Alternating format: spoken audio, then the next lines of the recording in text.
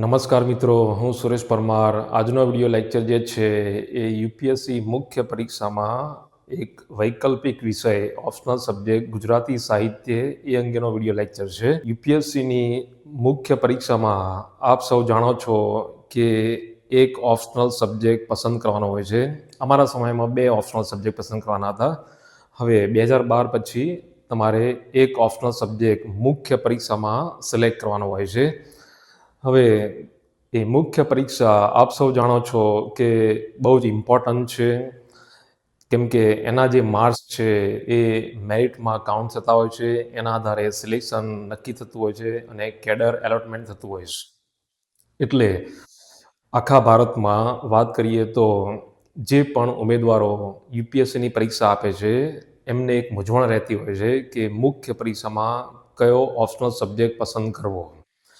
ગુજરાતમાં ગુજરાતી વિદ્યાર્થીઓ કે ઉમેદવારોની વાત કરીએ તો ગુજરાતમાં ગુજરાતી સાહિત્ય એક લોકપ્રિય ઓપ્શનલ સબ્જેક્ટ રહ્યો છે. અત્યારે કરંટમાં વાત કરીએ તો ગુજરાતી સાહિત્ય એ ઘણા બધા ઉમેદવારો રાખતા હોય છે.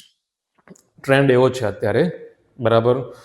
અને બીજું કે ગુજરાતી સાહિત્ય જ નહીં, કોઈ પણ ઓપ્શનલ સબ્જેક્ટ હોય એ તમારા સિલેક્શનમાં ગેમ ચેન્જર સાબિત થઈ શકે એમ છે. એ તો આપ સૌ જાણતા હશો, કેમ કે 500 માર્ક્સનું વેઇટેજ છે દરેક ઓપ્શનલ સબ્જેક્ટ. પછી એ ગુજરાતી સાહિત્ય હોય, હિન્દી સાહિત્ય હોય કે પછી ફિઝિક્સ હોય, ઇલેક્ટ્રિકલ એન્જિનિયરિંગ હોય કે મેડિકલ સાયન્સ હોય, 2 પેપર 500 માર્ક્સ એટલે બહુ સિરિયસલી લેવાનું છે.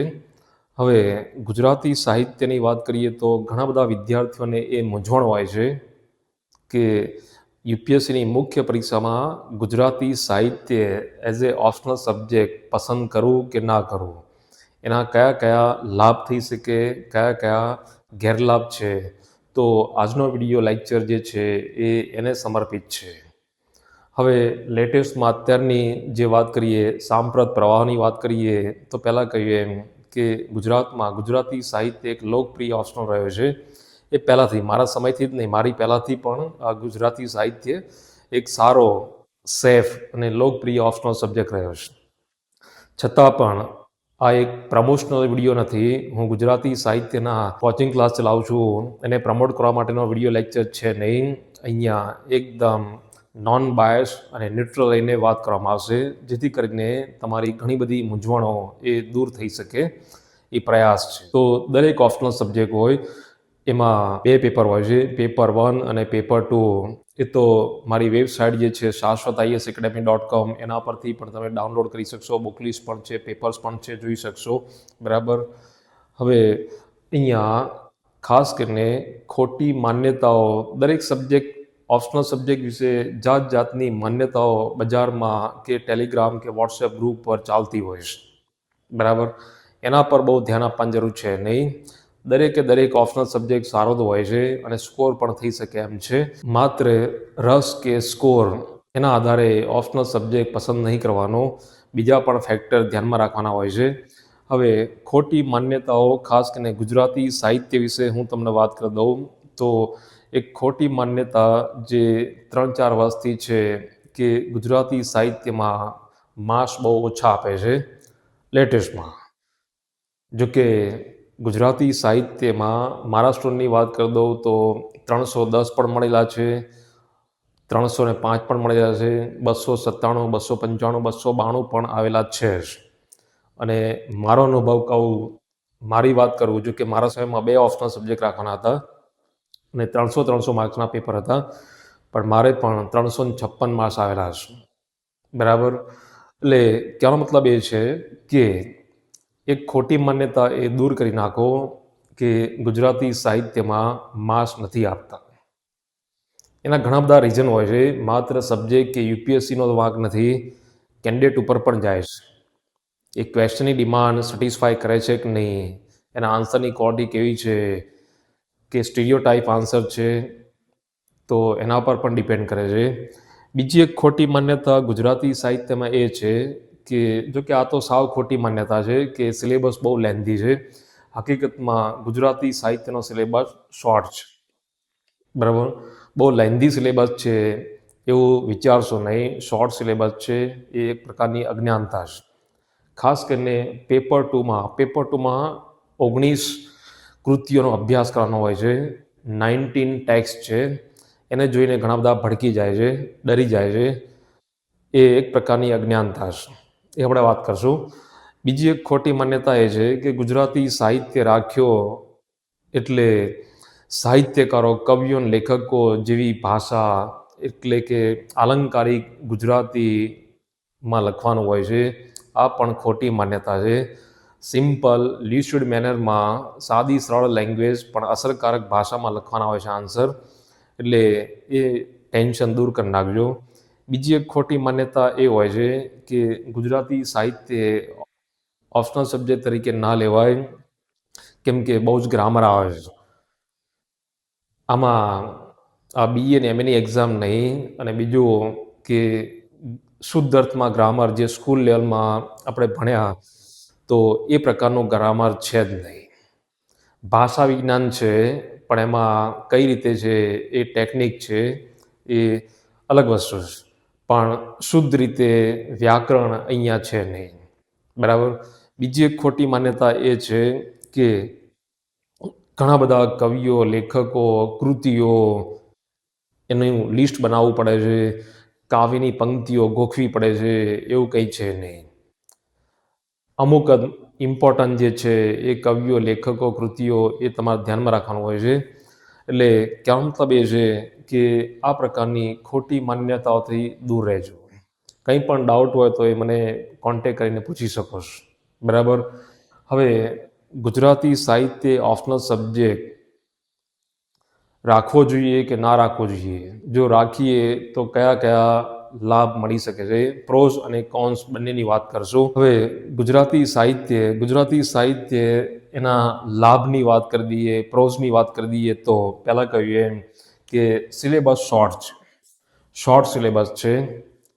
ડેલી તમે 6-7 કલાક આપો તો 4 મહિનામાં આરામથી વ્યવસ્થિત રીતે સારી રીતે પૂરો કરી શકાય એમ છે, અને એ પણ વિથ પ્રેક્ટિસ. બાકી મારા સમયમાં 2 ઓપ્શનલ સબ્જેક્ટ હતા મારે, હિસ્ટ્રી અને ગુજરાતી સાહિત્ય. હિસ્ટ્રીનો અડધો સિલેબસ કરી નાખો એટલે કે ગુજરાતી સાહિત્ય. પોલિટિકલ સાયન્સનો અડધો સિલેબસ કરી નાખો એટલે ગુજરાતી સાહિત્ય. ટૂંકમાં 3-4 મહિનામાં આ સબ્જેક્ટ પૂરો કરી શકાય એમ છે.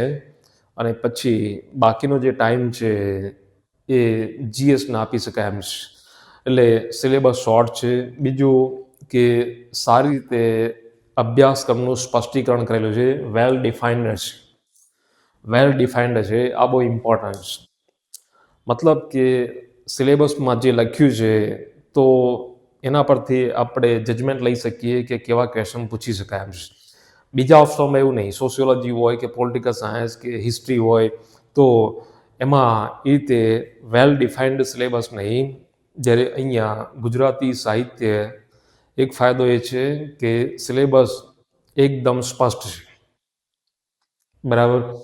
બીજું કે ગુજરાતી સાહિત્ય મોટાભાગે સ્ટેટિક સબ્જેક્ટ છે. મતલબ કે આને કરંટ સાથે બહુ લેવા દેવા છે નહીં. બીજી રીતે કહીએ તો સાયન્સ સ્ટ્રીમના સબ્જેક્ટ છે કે મેડિકલ એન્જિનિયરિંગ સબ્જેક્ટ છે કે પછી બીજા જિયોગ્રાફી છે, સોશિયોલોજી છે, પોલિટિકલ સાયન્સ છે, ઇકોનોમી છે, તો એ બધા ડાયનેમિક સબ્જેક્ટ બહુ છે. એ બધા ઓપ્શનલમાં શું કરવાનું હોય છે કે તમારે કરંટ સાથે લિંક કરવાનું હોય છે, એક્સ્ટ્રા રીડિંગ કરવાનું હોય છે. જ્યારે આ ગુજરાતી સાહિત્ય મોટાભાગે સ્ટેટિક છે. છતાં પણ મારી સલાહ એ છે કે મુખ્ય પરીક્ષામાં સ્કોર કરવા માટે કરંટ ટચ આપવાનો. જો કે GSમાં કે બીજા ઓપ્શનલમાં જે રીતે કરંટ ટચ આપીએ છીએ એ રીતે અહીંયા જરૂરી નથી, અને બધી જગ્યાએ કરંટ ટચ આપવાનો નથી હોતો. પણ અમુક જ્યાં પણ મોકો મળે કરંટ ટચ આપો તો સારું છે. છતાં પણ સ્ટેટિક સબ્જેક્ટ છે. એટલે એક વખત નોટ મેકિંગ થઈ ગયું પછી એને વારંવાર કરંટ સાથે લિંક કરવાની જરૂર છે નહીં, જે બીજા ઓપ્શનલમાં કરવું પડતું હોય છે. વારંવાર અપડેટ કરવાની જરૂર છે નહીં. બરાબર. અને બીજું કે સાહિત્ય એ નોન ટેકનિકલ સબ્જેક્ટ છે, સિમ્પલ છે, એકદમ સરળ છે, easy to grasp, easy to understand, comprehend કરી શકાય એમ છે.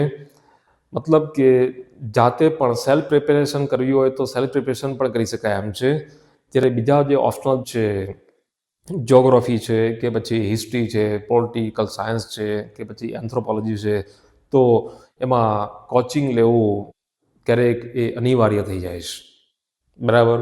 એટલે સિમ્પલ છે, એક નોન ટેકનિકલ છે, એક બે રીડિંગમાં તમારે ડીપમાં અન્ડરસ્ટેન્ડિંગ થઈ જશે.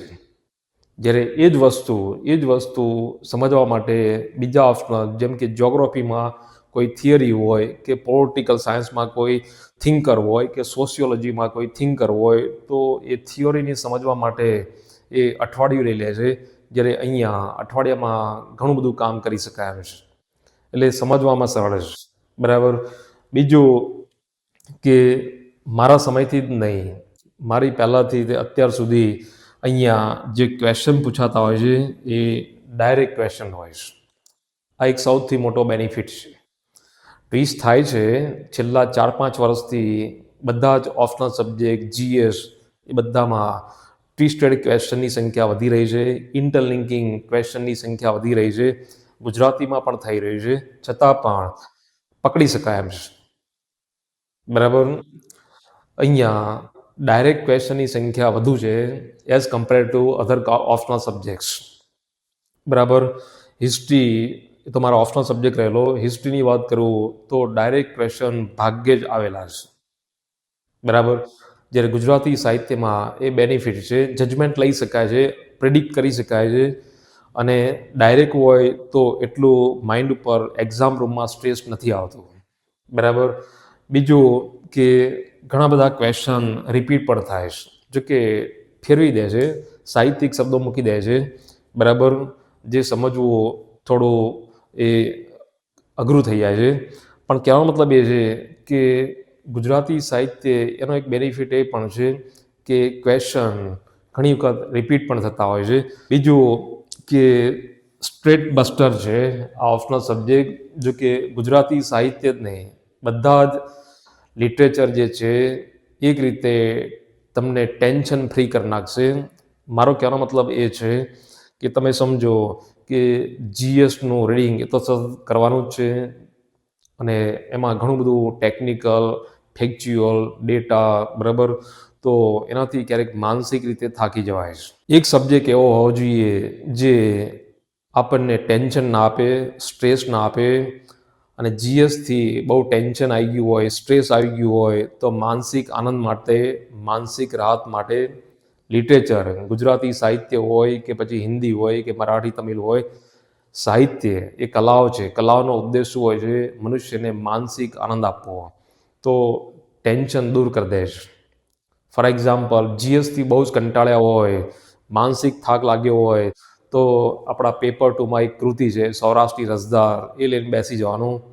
તો ઓપ્શનલની તૈયારી પણ થઈ જશે અને થોડું ટેન્શન પણ દૂર થશે. અથવા માનવીની ભવાઈ વાંચો, બરાબર, કોઈ કાવ્ય ગઝલ વાંચો તો ટેન્શન ફ્રી થઈ જશે. બરાબર. એટલે એક રીતે સ્ટ્રેટ બસ્ટર છે. બરાબર. બીજું કે ગુજરાતી સાહિત્ય જે છે, કોઈ પણ સાહિત્ય જે છે એ તમારી લેંગ્વેજ સ્કિલ એટલે કે ભાષાકીય કૌશલ વધારી શકે છે. બીજા સબ્જેક્ટ એ આ ના કરી શકે. આનો એક બેનિફિટ એ પણ છે, ગુજરાતી સાહિત્ય તો તમારી લેંગ્વેજ સ્કિલ એટલે કે ભાષાકીય કૌશલ એ વધારી જ દેશે. આ મારો અનુભવ છે. બરાબર. રીડિંગ, રાઇટિંગ, તમારી કલ્પના શક્તિ, ઇમેજિનેશન પાવર વધી જશે. બરાબર.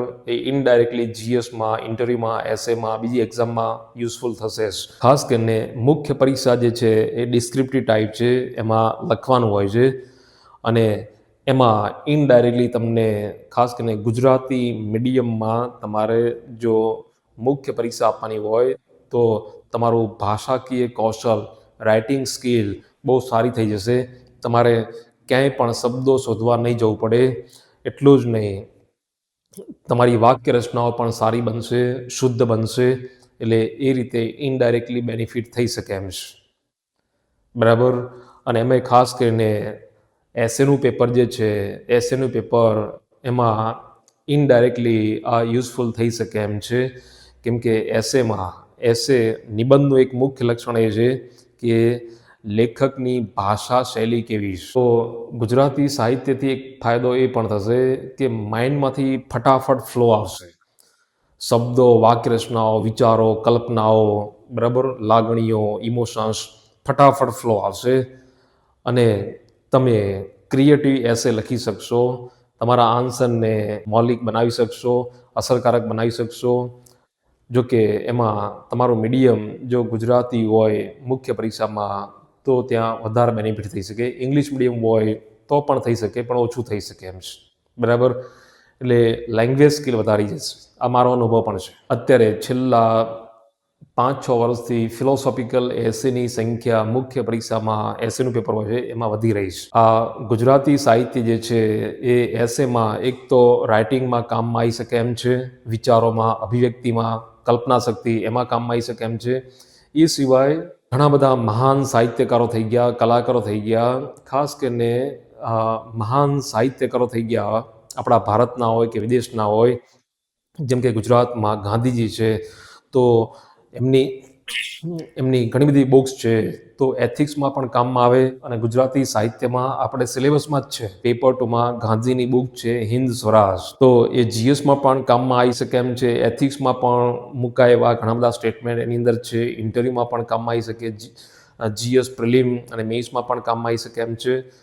એટલું જ નહીં, એસેમાં પણ તમને યુઝફુલ થઈ શકે એમ છે. એટલે કહેવાનો મતલબ એ છે કે ગાંધીજી છે, પછી બંગાળી સાહિત્યકાર રવિન્દ્રનાથ ટાગોર છે, બીજા પણ સરોજિની નાયડુ છે, બરાબર. એ સિવાય વિદેશના જે સાહિત્યકારો છે, પછી એ શૈલી હોય, વર્ડ્સવર્થ હોય, શેક્સપિયર હોય કે દોસ્તોવસ્કી હોય કે કોઈ પણ હોય, ટીએસ એલિયટ હોય, તો એના સ્ટેટમેન્ટ, કોટેશન એ યુપીએસસી નિબંધના પેપરમાં મૂકી રહી છે. તો ત્યાં પણ કામમાં આવી શકે એમ છે. જેમ કે એક એક્ઝામ્પલ આપું, 2022માં યુપીએસસી મુખ્ય પરીક્ષામાં એક એસે પૂછાયો હતો. તો એક સાહિત્યકાર, ઇંગ્લેન્ડનો એક સાહિત્યકાર, કવિ, લેખક શૈલી એનું સ્ટેટમેન્ટ મૂક્યું હતું કે poets are the acknowledged unacknowledged legislature of the world. જોઈ લેજો, યુપીએસસી મુખ્ય પરીક્ષા 2022માં એક એસે પૂછાયો હતો. એ સાહિત્યમાંથી એક કોટેશન મૂકવામાં આવ્યું હતું, એ શૈલીનું હતું. એટલે એ રીતે પણ બેનિફિટ થઈ શકે એમ છે. એ સિવાય યુપીએસસીની જે આ સિવિલ સર્વિસની એક્ઝામ છે એ ભવિષ્યના એડમિનિસ્ટ્રેટર પસંદ કરવાના હોય છે. શું ગુજરાતી સાહિત્ય એ રીતે એડમિનિસ્ટ્રેશનમાં યુઝફુલ છે? તો યુઝફુલ છે. એડમિનિસ્ટ્રેશન અથવા યુપીએસસીમાં જ નહીં, યુપીએસસીની જ વાત નહીં, લાઈફમાં પણ તમને ઘણું બધું નવું જાણવા મળશે. કેમ કે સાહિત્ય એ સમાજનું દર્પણ હોય છે. અત્યારે વૈશ્વિક સ્તરે વાત કરીએ તો ફેમિનિઝમ છે, પછી આપણે ગુજરાતી સાહિત્યની વાત કરીએ તો દલિતવાદ છે, પછી નેટિવિઝમ છે, દેશીવાદ છે. તો જે પણ સમાજમાં થઈ રહ્યું છે, જે પરિવર્તનો થઈ રહ્યા છે, તો એનું પ્રતિબિંબ એ સાહિત્યમાં જોઈ શકાય છે. સાહિત્ય વિશે એવું કહેવાય છે કે પછી ગુજરાતી સાહિત્ય કે કંઈ પણ હોય, સાહિત્ય એ મનુષ્યને માનવતાના, નૈતિકતાના પાઠ ભણાવે છે, શીખવાડે છે. એટલું જ નહીં, એને સહિષ્ણુ બનાવે છે, એની સંવેદનાઓ, એના વિચારોને વ્યાપક બનાવે છે. એ તો એડમિનિસ્ટ્રેશનમાં જરૂરી છે. માનવી ભવાઈ વાંચજો, પેપર 2માં છે આપણા સિલેબસમાં ગુજરાતી સાહિત્યમાં, તો તમારો અન્ડરસ્ટેન્ડિંગ બ્રોડ થઈ જશે. અને આખરે તો એડમિનિસ્ટ્રેશન કોના માટે છે? પબ્લિક માટે છે. સંવેદનાઓ, વિચારો, સમજશક્તિ વિસ્તૃત થવી જોઈએ, તો એ સાહિત્ય શીખવાડે છે.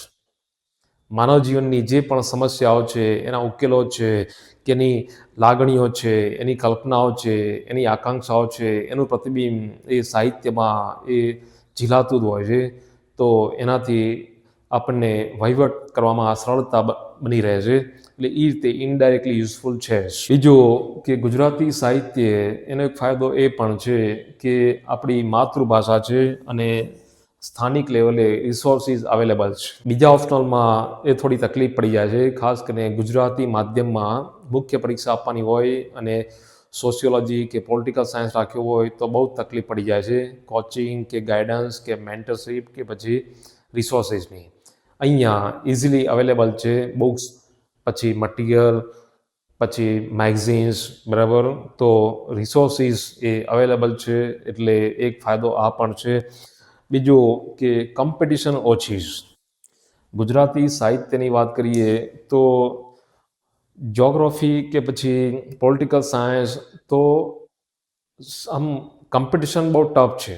આખા ભારતમાં ઘણા બધા કેન્ડિડેટ એ રાખતા હોય છે, એટલે કોમ્પિટિશન બહુ વધી જાય છે, એટલે સ્કેલિંગમાં થોડું નુકસાન જતું હોય છે.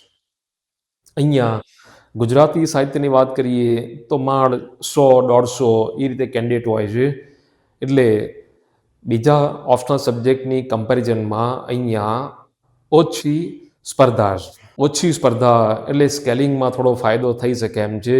જો કે યુપીએસસી કઈ રીતે સ્કેલિંગ કરે છે એ કોન્ફિડેન્શિયલ છે, એ એણે ડિસ્ક્લોઝ કર્યું નહીં. છતાં પણ અનુભવ ઉપરથી કહી શકાય કે સ્કેલિંગમાં થોડો ફાયદો થઈ શકે એમ છે. અને એ જ કારણ છે કે યુપીએસસીમાં ગુજરાતી સાહિત્યમાં તમે એવરેજ આન્સર લખ્યા હોય તો પણ 200, 210, 220 માર્ક્સ મળી રહેશે. જો સારા આન્સર લખ્યા હોય તો 250 માર્ક્સ તો આવી જાય છે.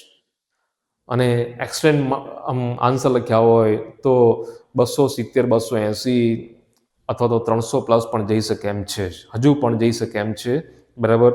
એટલે કહેવાનો મતલબ એ છે કે લેસ કોમ્પિટિશન છે, સ્કેલિંગમાં થોડો ફાયદો થઈ શકે એમ છે. બીજું કે ગાઈડન્સ અહીંયા અવેલેબલ છે, છતાં પણ ગાઈડન્સમાં અથવા તો સલાહ જેની પણ લો તો તમે એ ધ્યાન રાખજો કે એનો અનુભવ કેટલો છે. એટલીસ્ટ ઇન્ટરવ્યૂ ફેસ કર્યું હોય અથવા તો ગુજરાતી ઓપ્શનલમાં સારા માર્ક્સ મળ્યા હોય એવા લોકોની સલાહ લેજો. જે તૈયારી કરતા હોય કે તૈયારી શરૂ કરી હોય એની સલાહ ના લેશો. બીજું કે કોચિંગ એ વ્યક્તિગત બાબત છે, છતાં પણ હું તમને કહી દઉં કે આ યુપીએસસીની એક્ઝામ છે, ઓલ ઇન્ડિયા કોમ્પિટિટિવ એક્ઝામ છે, કટ થ્રોટ કોમ્પિટિશન છે. 1 માર્ક માટે તમારી આખી કેડર એ ગુમાવી શકો એમ છો, અથવા તો 1 માર્કમાં સિલેક્શન થઈ શકે એમ છે અને રેસની બહાર પણ નીકળી શકો એમ છો. કોચિંગ જો જરૂર જણાય તો કોચિંગ લઈ લેવાનું, પૈસા બચાવવાની કોઈ જરૂર છે નહીં, આપણી કરિયરનો સવાલ છે. કોચિંગથી ફાયદો એ જ થાય છે કે તમારી તૈયારીને એક યોગ્ય દિશા પ્રાપ્ત થાય છે અને સમયની બચત થાય, ઝડપી કામ થાય છે અને સ્માર્ટ વર્ક થાય છે, બીજું કંઈ નહીં. બાકી આ ટેકનિકલ સબ્જેક્ટ નથી, જેમ કે મેડિકલ સાયન્સ કે ઇલેક્ટ્રિકલ એન્જિનિયરિંગ કે ફિઝિક્સ, જ્યોગ્રાફી, ઇકોનોમી.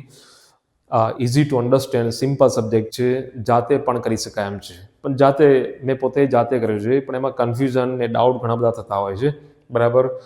એટલે આ રીતે એના પ્રોઝ એટલે કે લાભ છે. હવે ગેરલાભની વાત કરીએ, કોન્સની વાત કરીએ, ગુજરાતી સાહિત્યની વાત કરીએ તો જીએસમાં એટલું બધું યુઝફુલ નથી, ડાયરેક્ટ એનો બહુ રોલ નથી. હા, ક્યાંક ક્વેશ્ચન આવી શકે એમ છે, જેમ કે મધ્યકાલીન ગુજરાતી સાહિત્ય, તો એમાં ઘણી બધી પ્રવૃત્તિઓ થયેલી છે. આર્ટ એન્ડ કલ્ચર તો કલા છે, સાહિત્ય કલા છે, તો એમાં ક્યાંક જો પૂછાય ક્લાસિકલ લેંગ્વેજ કે પછી ભારતની ભાષાઓ, ભારતના ભાષાકુળો ઇન્ટરવ્યૂમાં પૂછાય કે જીએસમાં પ્રિલિમમાં પૂછાય, તો ત્યાં તમને ક્યાંક બેનિફિટ થઈ શકે એમ છે. પણ જ્યોગ્રાફી, હિસ્ટ્રી, પોલિટિકલ સાયન્સ કે બીજા જે હ્યુમેનિટીના સબ્જેક્ટ છે કે સાયન્સના સબ્જેક્ટ છે, તો જીએસમાં ઘણો બેનિફિટ કરાવે છે. એ રીતે ગુજરાતી સાહિત્ય એનો ગેરલાભ છે. પણ આ પહેલાંના વિડીયોમાં મેં કહ્યું એમ એ જોઈ લેજો.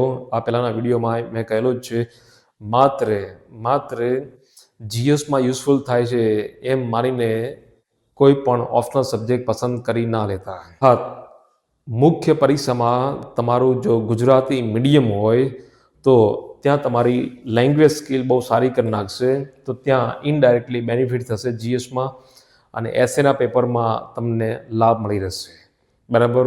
એ સિવાય ગુજરાતી સાહિત્યમાં પેપર 2માં ગાંધીજીની એક ટેક્સ્ટ છે હિન્દ સ્વરાજ, આખો ડાયરેક્ટ એસે થોડા ટાઈમ પહેલાં એમાંથી જ પૂછાયો હતો, હિન્દ સ્વરાજમાંથી. તો એ રીતે બેનિફિટ થઈ શકે છે. ગાંધીની બુક હિન્દ સ્વરાજ તો અહીંયા જીએસમાં પણ કામમાં આવી શકે, ઇન્ટરવ્યૂમાં પણ કામમાં આવી શકે, કેમ કે ગુજરાતના હતા અને આપણે ગુજરાતી છીએ એટલે એ રીતે પૂછાતું હોય છે. અને એસે પૂછાયેલો છે, એસેમાં પણ તમને કામમાં આવી શકે, એથિક્સમાં પણ કામમાં આવી શકે એમ છે. પણ જે રીતે બીજા ઓપ્શનલ જ્યોગ્રાફી, ઇકોનોમી કે પછી પોલિટિકલ સાયન્સ, હિસ્ટ્રી જેવો આ યુઝફુલ નથી. બીજું કે અન્ય સ્પર્ધાત્મક પરીક્ષાની વાત કરીએ તો ખાસ કરીને બીજા સ્ટેટની હોય કે સેન્ટ્રલ એક્ઝામ હોય એમાં પણ એટલું બધું યુઝફુલ છે નહીં. હા, ગુજરાત લેવલની જે એક્ઝામ્સ છે આપણા સ્ટેટની, પછી જીપીએસસી ક્લાસ 1-2 હોય કે તલાટી કોન્સ્ટેબલની એક્ઝામ હોય, તમે પેપર જોઈ શકો એમ છો. તો ત્યાં ગુજરાતી લેંગ્વેજનું એક પેપર આવશે, ત્યાં તમને કામમાં આવશે. એટલું જ નહીં, જીએસના પેપરની અંદર મિનિમમ, પછી એ ગુજરાત લેવલની કોઈ પણ એક્ઝામ હોય, મિનિમમ 5-6 ક્વેશ્ચન તો હશે જ. એ સિવાય જીપીએસસી ક્લાસ 1-2 એની એક્ઝામમાં જીએસમાં ગુજરાતી સાહિત્ય, એટલે ડિટેલમાં નથી પણ ગુજરાતી સાહિત્ય દરેક સ્ટેટ રાખતું હોય છે પોતાના રાજ્યનું સાહિત્ય એક મુદ્દા તરીકે, ટોપિક તરીકે એ રાખતા જ હોય છે જીએસમાં. તો ત્યાં તમને એ યુઝફુલ થઈ શકે એમ છે જ. અને બીજું કે સ્ટેટ લેવલની એક્ઝામમાં તમારું જો મીડિયમ ગુજરાતી હોય તો ત્યાં બેનિફિટ થઈ શકે એમ છે, કેમ કે લેંગ્વેજ સ્કિલ બહુ સારી કરી નાખે છે. બરાબર. હવે ગુજરાતી સાહિત્ય કોણે રાખવો અથવા કોણે ના રાખવો, કેમ કે ઓપ્શનલ સબ્જેક્ટની પસંદગી સમજી વિચારીને કરજો. તમારી કરિયર બગાડી પણ શકે છે અને બનાવી પણ શકે છે. બરાબર. હવે કોણે રાખવો જોઈએ, તો આની પહેલાંના વિડીયોમાં મેં વાત કરેલી જ છે કે ઓપ્શનલ સબ્જેક્ટ કઈ રીતે પસંદ કરવો, એની મેથડ કઈ હોય છે. અહીંયા કોણે રાખવો જોઈએ તો મારી સલાહ છે, પછી એ તમારી પર છે, વ્યક્તિગત બાબત છે. પણ મારી એક સલાહ એ છે કે જો સ્કૂલનું માધ્યમ ગુજરાતી રહ્યું હોય, ભલે કોલેજ, એ તો અમે કોલેજ ઇંગ્લિશ મીડિયમમાં કરેલી, પણ સ્કૂલનું માધ્યમ, સ્ટડીનું માધ્યમ ગુજરાતી રહ્યું હોય તો રાખી શકાય એમ છે. બીજું કે બીએ, એમએ અથવા બીએ ગુજરાતી સાહિત્ય સાથે અથવા તો ગુજરાતી માધ્યમમાં કરેલું હોય તો મારી સલાહ છે કે ગુજરાતી સાહિત્ય એક સેફ ઓપ્શનલ છે, રાખી શકાય એમ છે. બીજું કે જે લોકોનું મીડિયમ સ્કૂલમાં પણ ઇંગ્લિશ મીડિયમ હતું, કોલેજનું મીડિયમ પણ ઇંગ્લિશ છે, પણ સ્કૂલમાં એક સબ્જેક્ટ તરીકે હિન્દીના બદલે જો ગુજરાતી રહ્યો હોય અને એમને જો કોન્ફિડન્સ હોય કે હું ગુજરાતી સારી રીતે લખી શકીશ, વાંચી શકીશ, બોલી શકીશ, તો એ રાખી શકે છે, વિચાર કરી શકે છે. પણ અહીંયા હું તમને કહી દઈશ, ખાસ કરીને ઇંગ્લિશ મીડિયમમાં ભણેલા જે ઉમેદવારો છે અને એ પણ સ્કૂલમાં, અને એમાં પણ એક સબ્જેક્ટ તરીકે ગુજરાતી રહ્યો હોય, તો એમને જો કોન્ફિડન્સ હોય અને એ વાંચી શકતા હોય, સારી રીતે લખી શકતા હોય તો રાખી શકાય એમ છે, બાકી ના રાખવો. બરાબર. થ્રુ આઉટ ઇંગ્લિશ મીડિયમમાં ભણ્યા હોય, સ્કૂલમાં પણ ગુજરાતી એક સબ્જેક્ટ તરીકે ના રહ્યો હોય તો એવા ઉમેદવારોએ ગુજરાતી સાહિત્ય ના રાખવું. અમારી ના જ. થ્રુ આઉટ ઇંગ્લિશ મીડિયમ હોય, સ્કૂલમાં એક સબ્જેક્ટ તરીકે ગુજરાતી પણ ના રાખ્યો હોય તો એવા ઉમેદવારોએ ગુજરાતી સાહિત્યને મુખ્ય પરીક્ષામાં વૈકલ્પિક વિષય તરીકે રાખવાની સલાહ હું નહીં આપતો. બીજા ઓપ્શનો ઘણા બધા છે. આ જરૂરી માહિતી તમને પૂરી પાડી. આશા છે કે તમારી જે પણ મૂંઝવણો હશે એ ખાસ કરીને ગુજરાતી સાહિત્ય વિશે તો એ દૂર થઈ ચૂકી હશે. છતાં પણ કંઈ પણ મૂંઝવણ હોય તો તમે મારો કોન્ટેક્ટ કરી શકો એમ છો. મને મળવું હોય તો પણ મળી શકો એમ છો. અને આનો સિલેબસ, પેપર્સ કે પછી બુક લિસ્ટ તો મારી વેબસાઇટ ઉપર છે જ, ત્યાંથી તમે ફ્રીમાં ડાઉનલોડ કરી શકશો. Thank you very much. All the best.